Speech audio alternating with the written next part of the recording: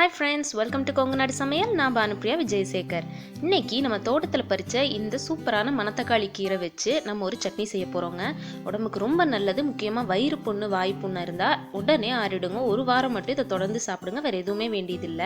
இப்போ எப்படி செய்யறதுன்னு பார்க்கலாம் வாங்க. செய்யறது ரொம்ப ஈஸிங்க. ரொம்ப லிமிட்டட் இன்கிரீடியன்ஸ் தான், ஆனால் டேஸ்ட் சூப்பரா இருக்கும். இப்போ நம்ம தோட்டத்துல இருந்து தான் நம்ம பறிச்சிருக்கோங்க இந்த மணத்தக்காளி கீரையை. இதை நம்ம இப்போ க்ளீன் பண்ண போறோம். ஒவ்வொரு இலையா பறிச்சுக்கோங்க. தண்டு வேண்டாம், ரொம்ப பெரிய தண்டா இருந்தா வேண்டாம். கொழுந்த எல்லாத்தையும் அப்படியே நம்ம போட்டுக்கலாம். மீதி இருக்கிறது எல்லாத்துலயும் இலைகளை மட்டும் பறிச்சு நம்ம ஒரு குண்டால போட்டு நல்லா அலாசிக்க போறோங்க. கீரை எப்பவுமே நல்லா அலாசிடுங்க, ஏன்னா கண்டிப்பா மண்ணோட்டி இருக்கும் அதுல. அதனால 2-3 தடவை நல்லா தண்ணி ஊற்றி அலாசிக்க போறோம் நம்ம இதை. ஒரு சிலர் மணத்தக்காளி கீரை கசக்கும்னு சொல்லுவாங்க, ஆனால் இந்த சட்னியில் நம்ம கடைசியில் ஒரு சீக்ரெட் இன்கிரீடியன்ட் போடுறோம். அதனால் கண்டிப்பாக எந்த கசப்பும் இருக்காதுங்க. குழந்தைங்க கூட சூப்பராக சாப்பிடுவாங்க. இதை நாங்கள் ஊரில் சுக்குட்டி கீரைன்னு சொல்லுவோம். ஒரு சிலர் மிளகு தக்காளி கீரைன்னு சொல்லுவாங்க. ஆனால் உடம்புக்கு இது உண்மையாலேயே ரொம்ப ரொம்ப நல்ல கீரைங்க. வாரத்துக்கு ஒரு தடவையாவது ஏதோ ஒரு வகையில் பொரியலோ சட்னியோ ஏதோ ஒன்று செஞ்சு கண்டிப்பாக சாப்பிடுங்க. இப்போ பாருங்கள், நம்ம தண்ணி ஊற்றி இதை நல்லா அலாசிக்கிறோங்க. நான் உங்களுக்கு அலாசின தண்ணி காமிக்கிறேன் பாருங்கள், கலர் எவ்வளோ மாறி இருக்குன்னு. அதனால் அதே மாதிரி அந்த தண்ணி ஊற்றுனதுக்கப்புறம் அடியில் ரொம்ப ஃபைன் மண் ரொம்பவே நிற்கிதுங்க. அதனால் கண்டிப்பாக நல்லா கழுவிடுங்க. இப்போ நான் கீரையை 3 தடவை அலாசிட்டேங்க. இப்போ இந்த கீரையை நம்ம நறுக்கிக்க போகிறோங்க. ரொம்ப ஃபைனாக பொடியாக நறுக்கணுங்கிறது இல்லை. இந்த கீரையை வதக்க தான் போகிறோம்.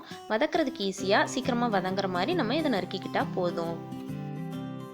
அடுத்து இதுக்கு சின்ன வெங்காயம் கொஞ்சம் வேணுங்க. இந்த சட்னிக்கு சின்ன வெங்காயம் தான் டேஸ்ட்டாக இருக்கும். ஒரு 15லேருந்து 20 சின்ன வெங்காயம் வேணும்.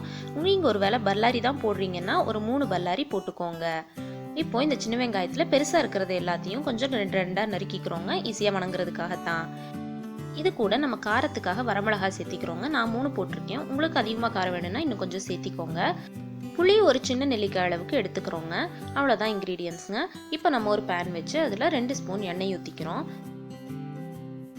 எண்ணெய் ஊற்றிட்டு எண்ணெய் சூடானதுக்கப்புறம் அதில் நம்ம எடுத்து வச்சிருக்கிற வரமிளகாயை போட்டு அதை வதக்கி விடுறோங்க. வரமிளகாய் எண்ணெயில் வதங்கும் போது வரமிளகாயோட வாசம் அந்த காரமெல்லாம் எண்ணெயில் இறங்கிக்கோங்க. இது நல்லா வதங்கினதுக்கப்புறம் நம்ம எடுத்து வச்சிருக்கிற சின்ன வெங்காயத்தை உள்ளே போட்டுக்கிறோம். சின்ன வெங்காயம் நல்லா வதங்கணுங்க. நல்லா நீங்கள் சிம்மில் வச்சு கொஞ்சம் நேரம் வதக்கி விட்டுக்கிட்டே இருங்க. அது உள்ளே ஃபுல்லாக வெந்து கோல்டன் கலர் ஆக ஆரம்பிக்கணுங்க. அதாவது லைட்டாக அடிப்பிடிக்க ஆரம்பிக்கும். அந்த ஸ்டேஜ் வரைக்கும் இதை நம்ம நல்லா வதக்கி விட்டுக்கிட்டே இருக்கணும். அந்த கோல்டன் கலர் ஆகி கீழே இப்போ பாருங்கள் அடிப்பிடிக்க ஆரம்பிச்சிருக்கு. இப்போ நம்ம எடுத்து வச்சிருக்கிற புளியை சேர்த்திக்கிறோங்க. கூடவே நம்ம வெட்டி வச்சிருக்கிற கீரையையும் சேர்த்திக்கிறோம். உள்ள சேர்த்தி நல்லா கிளறி விடுங்க. இந்த கீரையை ஒரு தடவை கலக்கி விட்டுட்டு இதுக்கு தேவையான உப்பு போட்டுக்கிறோங்க. நம்ம உப்பு போட்டு நம்ம இதை நல்லா வதக்க போகிறோம். இந்த கீரையில் இருக்கிற தண்ணி எல்லாம் ஃபஸ்ட்டு விடுங்க. விட்டு அது அப்படியே சுண்ட ஆரம்பிக்கும். நீங்கள் கிளற தண்ணி சுண்டி கீரையும் நல்லா பொடியாக சுண்டிடுங்க. இப்போ பாருங்கள், இதில் தெரியுது பார்த்தீங்களா எவ்வளோ சுண்டி இருக்குன்னு. நல்லாவே சுண்டிடும். நீங்கள் அந்த ஸ்டேஜ் வரைக்கும் இதை நல்லா வதக்கி எடுத்துக்கணும். இப்போ பாருங்கள், சுத்தமாக எந்த தண்ணியும் இல்லைங்க. இந்த அளவுக்கு வதக்கிட்டு நம்ம அடுப்பை நிறுத்திட போகிறோம்.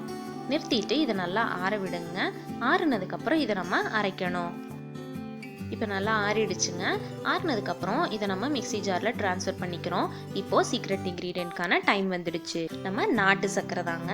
நாட்டு சர்க்கரையோ கருப்பு டீயோ கரும்பு சர்க்கரையோ எது வேணாலும் நீங்கள் போட்டுக்கலாம். உங்கள் டேஸ்ட்டுக்கு தகுந்த மாதிரி. உங்களுக்கு இனிப்பு வேண்டான்னா இல்லாமையும் அரைக்கலாம். இனிப்பு கொஞ்சம் அந்த கசப்பு தெரியாமல் இருக்கணும்னா ஒரு 1/2 ஸ்பூன் சேர்த்திக்கோங்க. நீங்கள் கொஞ்சமாக தண்ணி விட்டு நல்லா பதமாக அரைச்சி எடுத்துக்கோங்க. நம்மளோட மணத்தக்காளி கீரை சட்னி ரெடி ஆகிடுங்க. எந்த கசப்பும் இருக்காதுங்க. இதில் ஒரு ஸ்லைட் இனிப்பு இருக்கும். குழந்தைங்க ரொம்ப விரும்பி சாப்பிடுவாங்க. காரம் அளவாக போட்டுருங்க. கண்டிப்பாக வீட்டில் செஞ்சு பார்த்துட்டு எப்படி இருந்ததுன்னு எங்களுக்கு சொல்லுங்கள். இந்த வீடியோ உங்களுக்கு பிடிச்சிருந்ததுன்னா கண்டிப்பாக லைக் பண்ணுங்கள். உங்கள் ஃப்ரெண்ட்ஸ் கூட ஷேர் பண்ணிக்கோங்க. மறக்காமல் நம்ம சேனலுக்கு சப்ஸ்கிரைப் பண்ணுங்கள்.